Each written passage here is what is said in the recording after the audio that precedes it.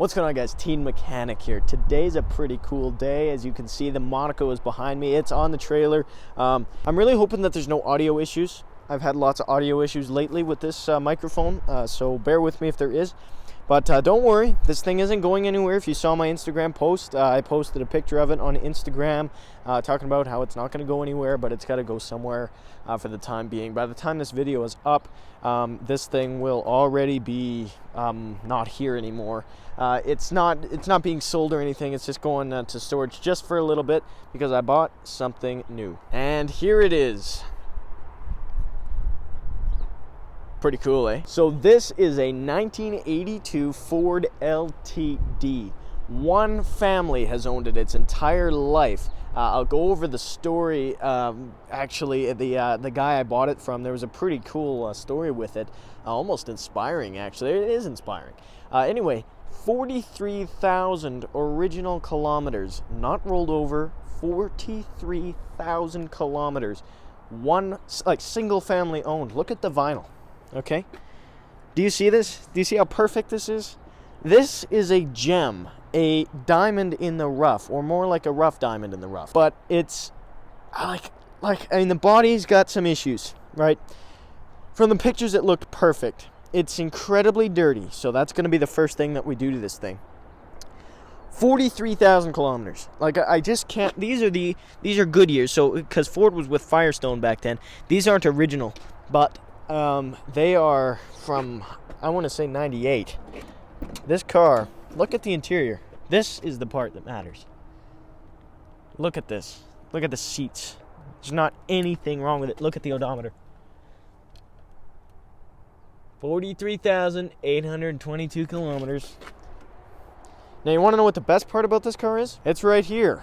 Well, this part, but it's also right here. For those of you who don't know, this isn't the 4.2 liter stupid little thing. This isn't even the 5.0. Actually, if you caught my Mustang video that I did just recently, I mentioned an LTD. Ford has had quite a few 5.0s in their past. They had them in the Ford Crown Victoria LTDs as well. They put the 5.0s in this thing.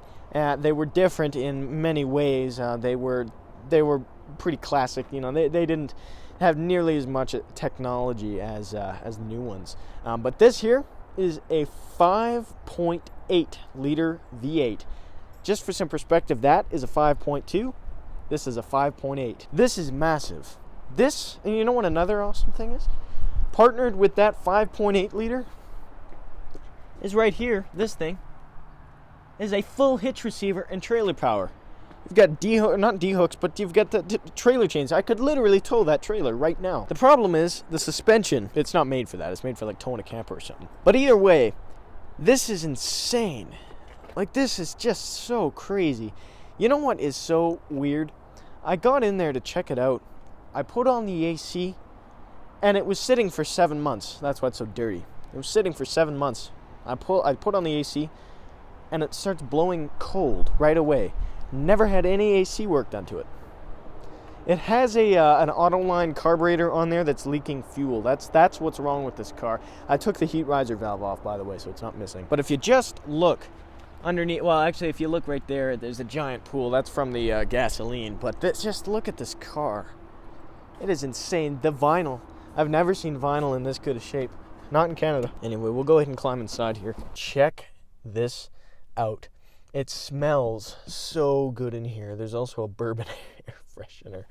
But, it has only an AM radio. That's fine. I can do what I did with the other car, except I'm not drilling into this dash, that's for sure. This thing runs so well. The horn is right there. Sorry about that, guys. I got a phone call and stopped the recording. Anyway, so this car, I forget what I was talking about, but this car is just in such amazing shape. The seats, look at these seats. Like, plush and comfy and nothing wrong with them. You want to know what is really cool? Go ahead and open this trunk, and I'll show you. Back here, there's lots of good stuff. Actually, if you noticed it, this right here, these are tires that are exactly the same as the rear tires on the Monaco. But anyway, these right here are original seat covers. and I think they're hilarious, but I'm gonna put them back on because I want those seats to stay perfect. I want them to stay in good shape. But anyway, guys, I can't run it at the moment because there's no battery in it. But I will. This is just an introduction to it. There'll be another part of this video, I guarantee it. We'll probably wash it. It's pretty gloomy today, but I just figured I'd introduce it. All right, guys, now comes the most satisfying part of my ownership of this car. Look at how dirty this is. Let's just get some perspective here. Do you see how terrible this is? Like, look at this. This car at a glance. Let's just look at it. It looks, fine, but it doesn't look all that great. Like, it looks like it's actually kind of rough, maybe like it's got 150, 200,000 kilometers on it. Like, just look at this. It's pretty bad there, as you can see. So we're going to make this paint actually look like paint. So let's get started on that.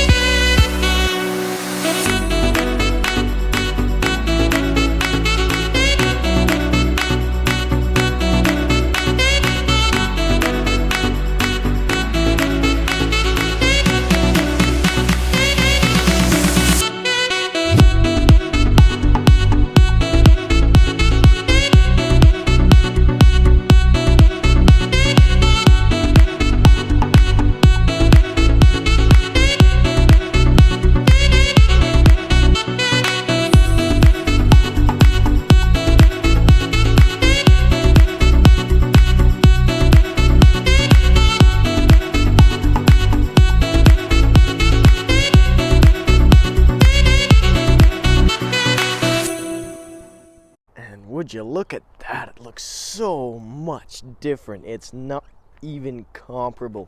That is just crazy. That dirt was really taking away from it and hiding that paint. Now, as I was cleaning it, I noticed there was a lot of scratches. There was also a lot of wax down there. That's why I was using dish soap to clean it. There's a lot of wax, and there's also quite a few scratches on this thing. Most of these I think I can get out, because when I was washing the car, and all the water was running over it, most of the scratches started to disappear, which means that they're clear coat scratches, which means we could smooth the clear coat down and get rid of most of those scratches. Just as an example, if you see right here all these scratches, well, how we could get rid of those, we could sand it down and re-clear coat it.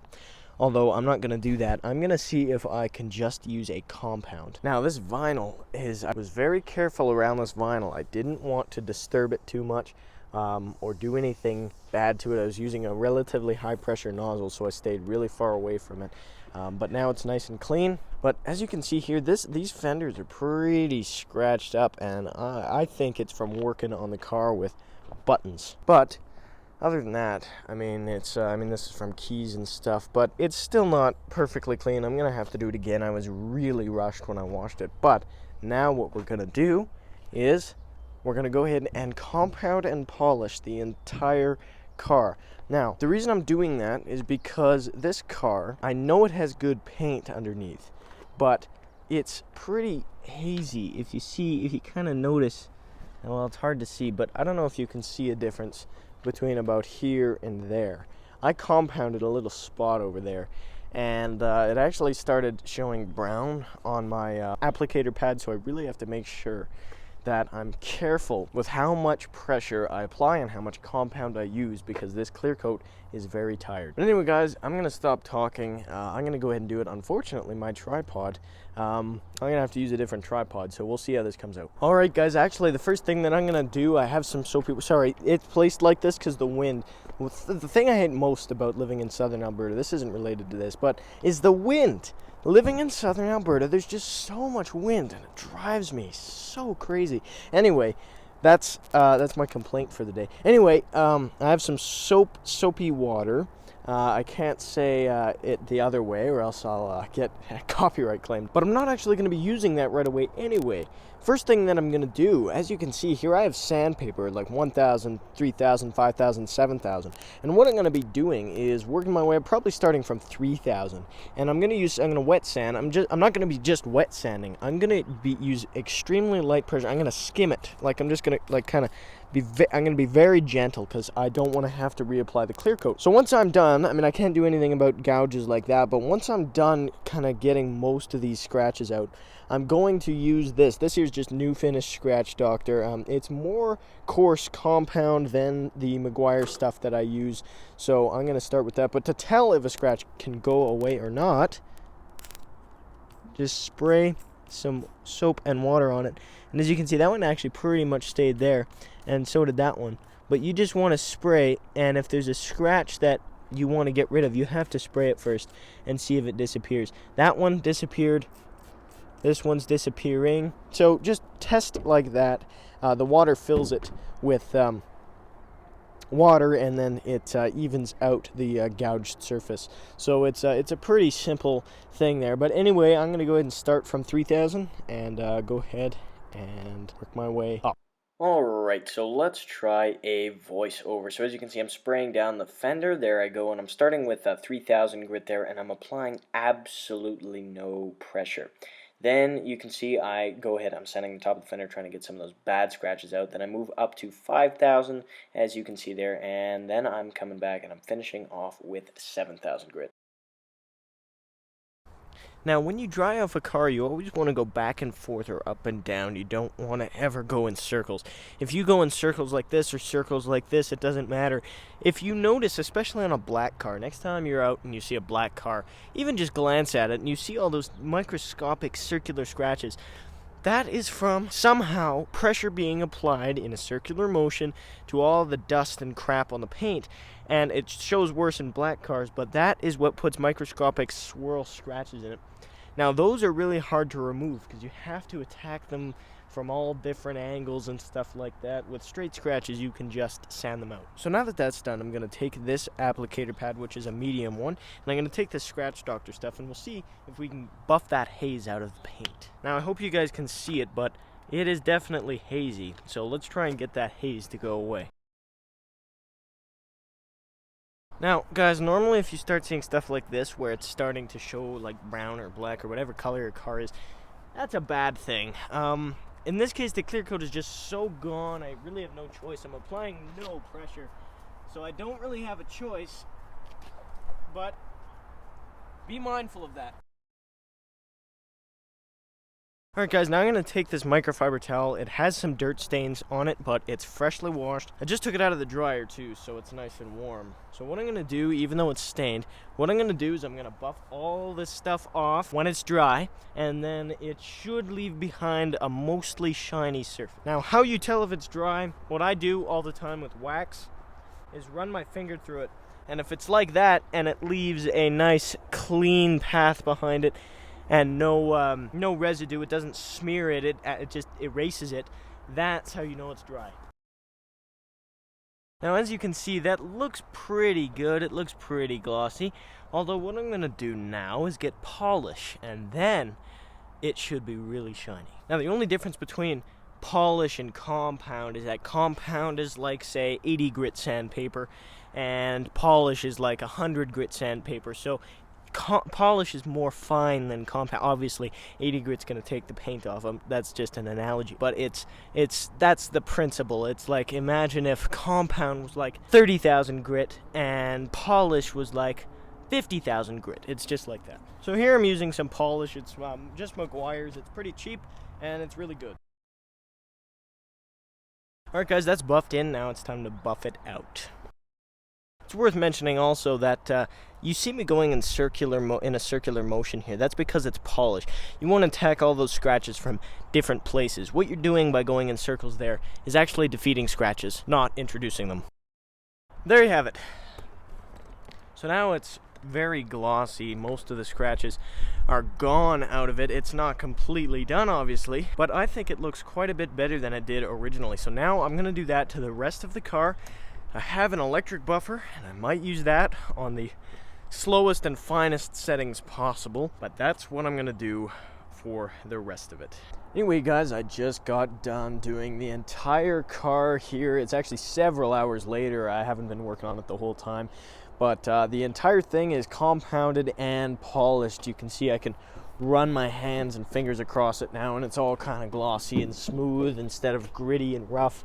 Like it's smooth, which is actually really nice. I didn't do this quarter yet, and it's a lot more rough compared to this where it's all glossy. So the only thing that I have left to do is wax it, and I'll probably put some vinyl protectant on here to keep this in good shape. But other than that, the body is mostly corrected here.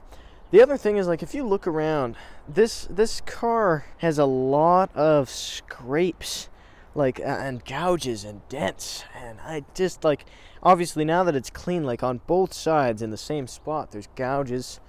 The body's actually kind of rough. I'm thinking about possibly going into high school. There's going to be body shops, and I'm curious to see if I maybe could have access to a paint booth, or maybe have my car in there and someone could use it to show people how to do things. And as long as I bought the materials and everything and maybe had some of the body work done, then maybe I could get the free paint job, like labor-wise. But as you can see, it sure shines well, and it has a lot of potential. This bumper is also pretty bad. If you noticed, I put this Ford logo on here. The other one was peeling. I still have it because I think it's pretty cool, but I put that Ford logo on there. I think that looks pretty good. But anyway, I think that's going to have to wrap up this video. If you enjoyed it, give it a like. If you didn't, give it a dislike, but let me know in the comment section below, again, how I can improve. Also, let me know what you want to see. Let me know what you want to see with this car. Let me know if I should sell the Monaco or sell this one. I really don't want to sell this one. Monaco's a lot more rough. It's a Mopar. I'm not a real Mopar guy. I mean, I'm a car enthusiast, like I said in my Mustang video. I'm not a fanboy. I'm not a Ford guy or a Chevy guy or a Mopar guy. I have an appreciation for all of them. They all have their qualities. But Ford, like, I gotta say that I'm a Ford guy. I've always liked Fords a little bit more. But anyway, I really do want to keep this one. I love this car. I think it's really cool, and the fact that it only has 43,822 kilometers is really awesome. But anyway, again, thanks for watching. Share this video with someone who you think might enjoy it or find it useful. And there's something under this car that we'll have to get to in the next video. But anyway, thanks again, and I'll see you guys in the next video. Bye-bye. Oh, there's a popsicle stick in there. Okay. Yeah. All right. Okay. Yep. It's a little strange. There we go.